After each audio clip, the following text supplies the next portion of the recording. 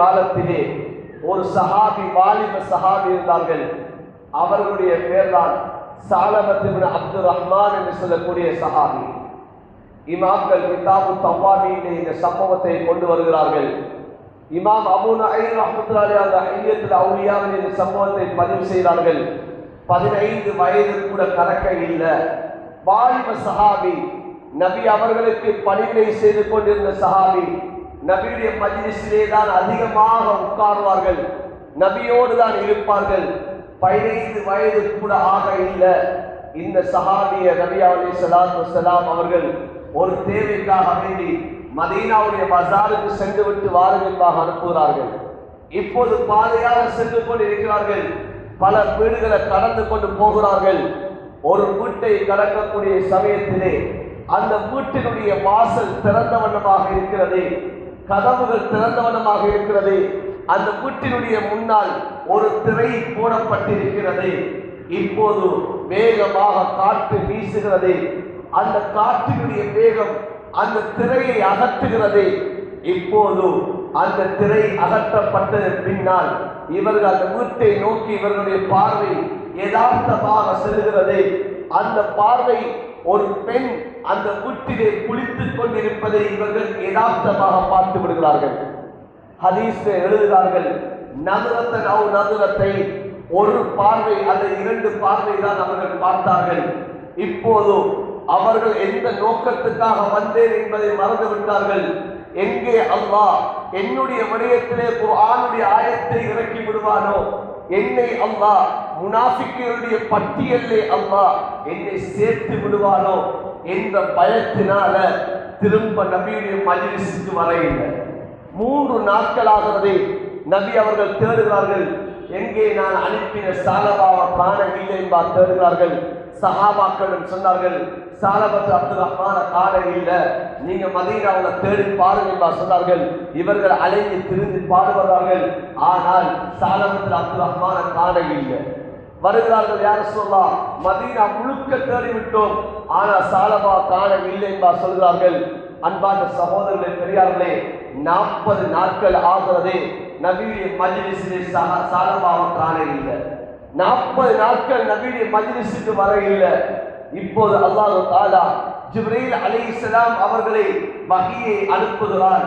ஜிப்ரீல் அலைஹிஸ்ஸலாம் அவர்கள் நபி அலைஹிஸ்ஸலாத்து வஸ்ஸலாம் அவர்களிடம் வந்து சொன்னார்கள், யா ரசூலல்லாஹ், இன்ன ரப்பக யுக்ரியுக அலைஹிஸ்ஸலாம், அல்லாஹ் உங்கள் மீது சலாம் சொல்கிறார் என்று சொல்லி இப்போது வந்த செய்தியை சொன்னார்கள். அல்லாஹ் தஆலா உங்களிடம் ஒரு செய்தியை சொல்ல சொன்னான். உங்களுடைய உம்மத்தை சேர்ந்த ஒரு மனிதர், அவர் நரகத்தை பயந்தவராக, நரகத்தை விட்டு விரண்டோடியவராக, இந்த மலை அடிவாரத்திற்கு கீழால் இருந்தவராக இருக்கிறார். நீங்கள் உங்களுடைய உம்மத்தை சேர்ந்த மனிதர் என்று சொல்கிறார்கள். இப்போது ஹஜ்ரத் ரசூலுல்லாஹ் ஸல்லல்லாஹு அலைஹி வஸல்லம் அவர்கள் ஹஜ்ரத் உமரை கூப்பிடுகிறார்கள். சல்மானை ஃபாரிசி ரலியல்லாஹு தஆலா அன்ஹு அவர்களை கூப்பிடுகிறார்கள். கூப்பிட்டு சொன்னார்கள், உமரே, சல்மானே, நீங்கள் 2 பேரும் செல்லுங்கள். மதீனாவுக்கும் மக்காவுக்கும் இடையே இருக்கக்கூடிய இந்த மலைகள் நிறைந்த மலை அடிவாரத்துக்கு கீழால் இந்த சாலபா இருந்து கொண்டிருக்கிறார், இவரை நீங்கள் அழைத்து வாருங்கள் என்று சொன்னார்கள். இப்போது இவர்கள் 2 பேரும் தேடி செல்கிறார்கள். மக்காவுக்கும் மதீனாவுக்கும் இடையே இருக்கக்கூடிய அந்த மலைகளை மத்தியிலே தேடுகிறார்கள். இப்போது ஆட்டி இடையில் ஆறுகளை வைத்தவனாக திரும்பி வருகிறான். அவனுடைய பேர்தான் ஜுஃபாஃபா என்று சொல்லக்கூடிய வாலிபர் வருகிறார்.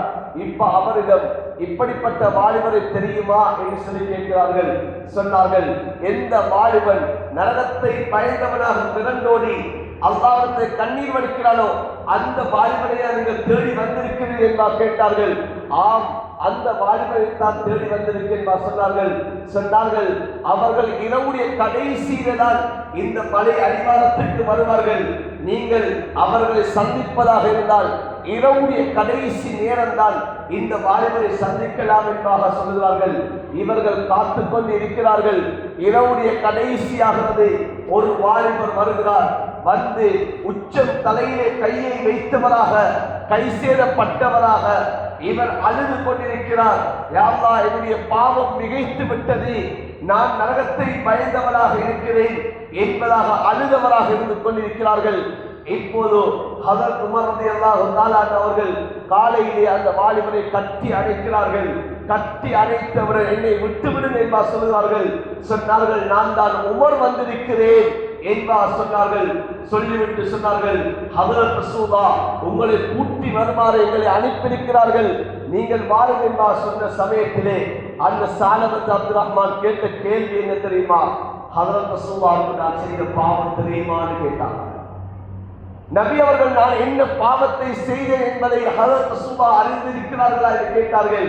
சொன்னார்கள், உமர் ரலியல்லாஹு தஆலா அவர்கள் நீங்கள் செய்த பாவத்தை ஹஜ்ரத் ரசூலுல்லாஹ் தெரியுமா தெரியாதா என்ற விடயம் எனக்கு தெரியாது, உங்களை கூட்டி வருமாறு சொல்லி இருக்கிறார்கள், வாங்க போவோம் என்று சொன்னார்கள்.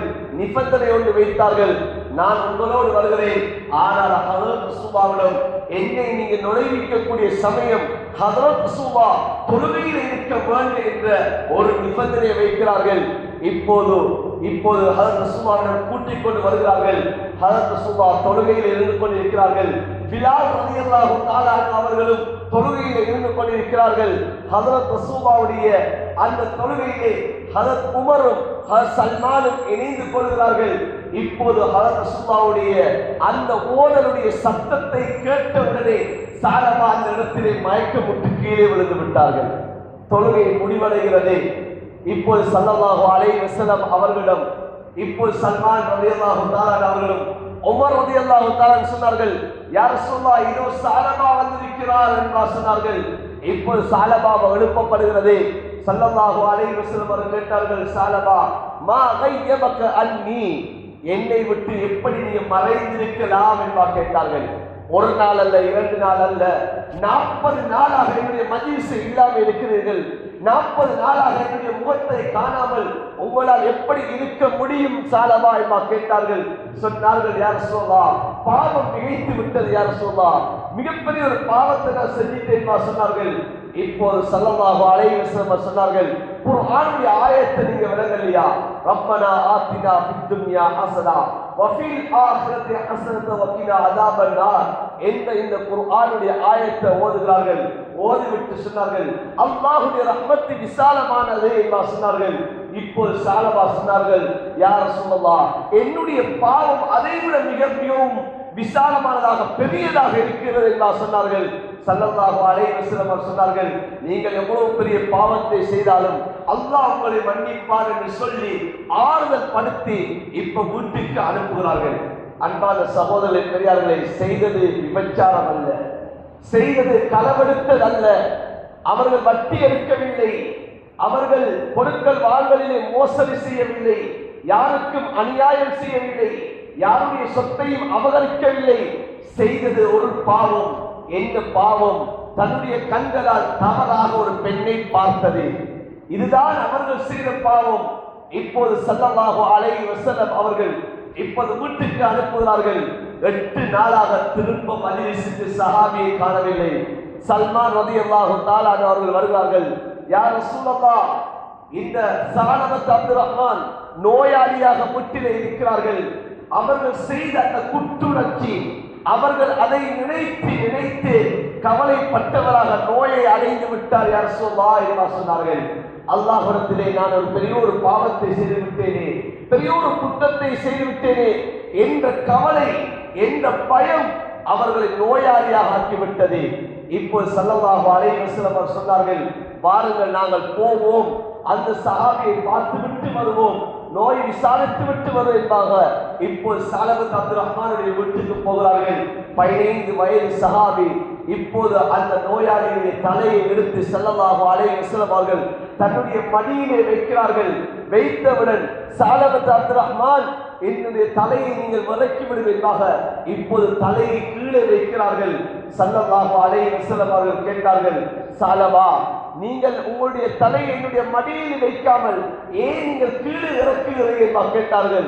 யா ரசூலுல்லாஹ், என்னுடைய பாவம் மிகைத்து விட்டது யா ரசூலுல்லாஹ், பெரிய பாவங்களை நான் செய்துவிட்டேன் யா ரசூலுல்லாஹ், என்னுடைய உடம்புகள், என்னுடைய எலும்புகள் எல்லாம் ஒரு ரீங்காரத்துடைய சத்தம் கேட்டுக் கொண்டிருக்கிறது, தேனீ எண்ணிக்கை எவ்வாறு நிறைந்து கொண்டிருக்குமோ, எவ்வாறு ரீங்காரம் விட்டுக் கொண்டிருக்குமோ, அதே போன்றுதான் என் உடம்பிலே அந்த பாவத்துடைய சத்தம் இருந்து கொண்டிருக்கிறது. யார் சொல்வா, மிகப்பெரிய ஒரு பாவத்தை நான் செய்துவிட்டேன் சொல்லுகிறார்கள். இப்படி கதைத்துக் கொண்டிருக்கக்கூடிய சமயத்திலே ஜிப்ரீல் அலைஹிஸ்ஸலாம் இப்போது வஹீயை கொண்டு வருகிறார்கள். இப்போது ஸல்லல்லாஹு அலைஹி வஸல்லம் அவர்களிடத்தில் சொல்கிறார்கள், யா ரசூலல்லாஹ், உங்களுடைய ரப்பு உங்கள் மீது சலாம் சொல்கிறார். உங்களுடைய உம்மத்தை சேர்ந்த இந்த அடியானுடைய விடயத்திலே உங்களுடைய ரப்பு அல்லாஹ் சொன்னான், இந்த அடியான் பூமி நிறைய பாவம் செய்தாலும் நான் அந்த அடியானை மன்னித்து விட்டேன் என்பதாக அல்லாஹ் சொன்னான் என்று சொன்னவுடன் ஸல்லல்லாஹு அலைஹி வஸல்லம் அவர்கள் இந்த செய்தியை ஸஅலபத் அப்துல் ரஹ்மானுக்கு சொல்கிறார்கள். அல்லாஹ் அவருடைய பாவத்தை மன்னித்து விட்டான் என்ற செய்தியை சொன்னவுடன் சத்தம் கொண்டு விட்டார்கள். அந்த சத்தத்தோடு வஃபாத்தாகி விட்டார்கள்.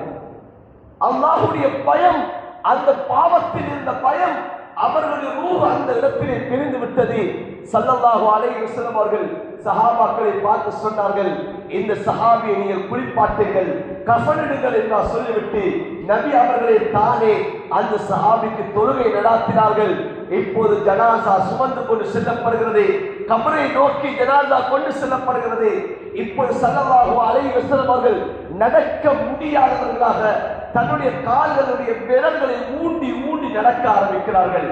சஹாபாக்கள் பார்க்கிறார்கள், நபி அவர்கள் வலிமையாக நடப்பதை போன்று பாதங்களை கீழே வைக்க முடியாதவர்களாக கால்களுடைய விரல்களை முன்னால் ஊண்டி ஊண்டி நடக்க ஆரம்பிக்கிறார்கள். ஜனாசா அடக்கி முடிக்கப்படுகிறது. ஸல்லல்லாஹு அலைஹி வஸல்லம் அவர்களிடம் சஹாபாக்கள் கேட்டார்கள், யா ரசூலல்லாஹ், நீங்கள் இந்த ஜனாசாவை பின்தொடரக்கூடிய சமயத்தில் விரல்களை ஊண்டி ஊண்டி நீங்க நடக்க முடியாதவரை போன்று நீங்க நடந்து கொண்டு வந்தீர்களே, என்ன யா ரசூலல்லாஹ் என்று கேட்டார்கள். சொன்னார்கள் ஸல்லல்லாஹு அலைஹி வஸல்லம் அவர்கள், உங்களுக்கு தெரியாது, இந்த ஜனாசாவை சுமப்பதற்காக வேண்டி மலக்குகளுடைய ஒரு கூட்டம் இந்த உலகத்துக்கு வந்தது. அவர்களுடைய இறக்கையினால் அந்த ஜனாசாவை அவர்கள் தூக்கி கொண்டு சென்றார்கள். அந்த மலக்குகளுக்கு மத்தியிலே, அந்த நெரிசலுக்கு மத்தியிலே நான் நடப்பதற்கு ஏதாதவனாக இருந்தேன். அதுதான் நான் கால்களை ஊண்டி ஊண்டி நடந்தேன் என்பார் சொல்லி காட்டினார்கள். அன்பான சகோதரர்களே, பெரியார்களே, பெரிய பாவத்தை செய்யவில்லை. செய்தது பாவம். என்ன பாவம்? அது தவறுதலாக பார்த்த பார்வை. இந்த பாவத்தையே அல்லாஹ்விடத்தில் இவ்வளவு பயந்தார்கள் என்று சொன்னால், அல்லாஹ் என்னை தண்டித்து விடுவானோ, என்னை நரகத்திலே அல்லாஹ் போட்டு விடுவானோ என்று பயந்தார்கள் சொன்னால், இன்று நம்முடைய வாழ்க்கையிலே எவ்வளவு பெரிய பாவங்கள் இருந்து கொண்டிருக்கிறது. நாம் எத்தனையோ பாவங்களை சிறியதாக நினைத்துக் கொண்டிருக்கிறோம். நம்முடைய வாழ்க்கையிலே இது ஒரு சிறிய ஒரு தவறு என்பதாக எத்தனையோ பாவத்தை நினைத்துக் கொண்டிருக்கிறோம். எந்த பாவம் எங்களுடைய வாழ்க்கையிலே அது பெரியதாக இருக்கும் என்பதை நமக்கு அறியாதவர்களாக வந்து கொண்டிருக்கிறோம்.